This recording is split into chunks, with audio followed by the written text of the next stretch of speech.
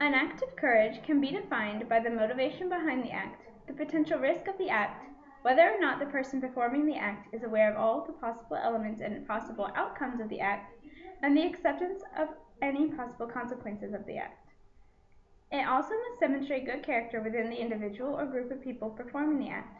For an act to be courageous, it must adhere to the following criteria. For an act to be courageous, the person performing the act must have knowledge of the risk.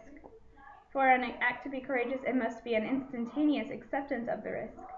For an act to be courageous, it must have a genuine purpose. An act of courage must be something out of the ordinary. For an act to be courageous, it must demonstrate good character. And for an act to be courageous, there must be a lawful, ethical decision made. In the excerpt of The Lord of the Rings by J.R.R. Tolkien, the protagonist Frodo Baggins is visited by Gandalf the Grey, a wizard. During this visit, Gandalf addresses some rather important details about a ring Frodo inherited from his uncle. Gandalf tells Frodo that should he so desire, Gandalf will assist Frodo in the destroying of the ring. However, this feat would no doubt be hazardous. Frodo accepts the quest, albeit slightly hesitant, and chooses to go on the journey that could quite possibly end with his death.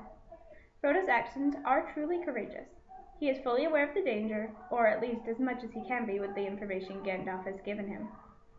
He accepts the responsibility with little hesitation, even with the knowledge he has of the dangerous nature of the journey. Frodo made an ethical choice, giving up his own comfort for the safety of his friends and family in his home.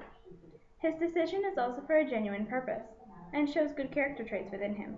One can also infer that such potentially fatal journeys are out of the ordinary in Frodo's daily routine, given the fact that Frodo himself claims he isn't built for perilous quests.